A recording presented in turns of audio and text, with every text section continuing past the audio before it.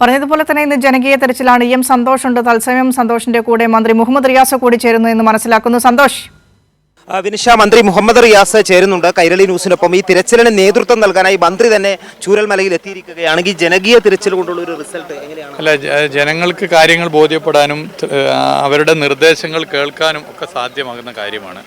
അപ്പോൾ ആ നിലയിലാണ് ജനകീയ തെരച്ചിൽ കാണുന്നത്. ഇന്നും 11 മണിക്ക് പ്രധാനമന്ത്രിയുടെ വരവ് കാരണം സുരക്ഷാ പ്രശ്നങ്ങൾ കാരണം അവസാനിപ്പിക്കുമെങ്കിലും ഞായറാഴ്ച ഇത് തുടരും. വിനിഷ, മന്ത്രി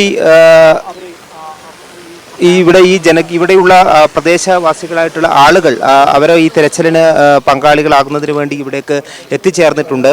അവരുടെ കൂടി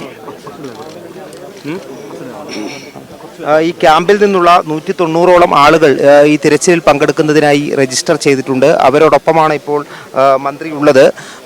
ഈ ക്യാമ്പിൽ പങ്കെടുക്കുന്നവർ, അവരുടെ ഈ ദുരന്തത്തിൻ്റെ ഭാഗമായിട്ടുള്ളവർ, വീടുകൾ നഷ്ടപ്പെട്ടിട്ടുള്ളവർ, അവരെല്ലാം നഷ്ടപ്പെട്ടിട്ടുള്ള ആളുകളാണ്.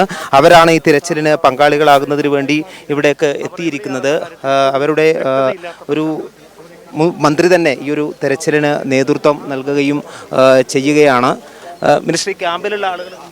അതെ, എല്ലാവരും ഉണ്ട്. ക്യാമ്പിലുള്ള ആളുകളുണ്ട്. ഇന്നിപ്പോൾ പ്രധാനമന്ത്രിയുടെ സന്ദർശനം കാരണം സമയത്തിലൊരു പരിമിതിയുണ്ട്. ഞായറാഴ്ച തുടരും. അതുപോലെ കേന്ദ്ര സംഘമായിട്ടൊരു ചർച്ചയുണ്ട്. അപ്പോൾ സമയത്തിനൊരു പ്രശ്നം ഇതിനകത്തുണ്ട്. ഏതായാലും ഈ ക്യാമ്പിൽ കഴിയുന്നവർ ഉൾപ്പെടെ ഈ തിരച്ചിലിന് പങ്കെടുക്കുന്നതിനായി ഇവിടേക്ക് എത്തിയിട്ടുണ്ട്. മന്ത്രി മുഹമ്മദ് റിയാസ് തന്നെയാണ് ചൂരൽമലയിൽ ഇപ്പോൾ ഇവർക്ക് നേതൃത്വമായി ഉള്ളത്. തിരച്ചിൽ ഇപ്പോൾ ആരംഭിച്ചിട്ടുണ്ട്. അതായത് പുഞ്ചിരിമട്ടത്തും അതോടൊപ്പം തന്നെ മുണ്ടക്കയിലും ചൂരൽ മലയിലുമാണ് ഈ തിരച്ചിൽ പ്രധാനമായും നടക്കുന്നത്. അവിടെ തിരച്ചിൽ ഇതിനോടകം തന്നെ ആരംഭിച്ചിട്ടുണ്ട്.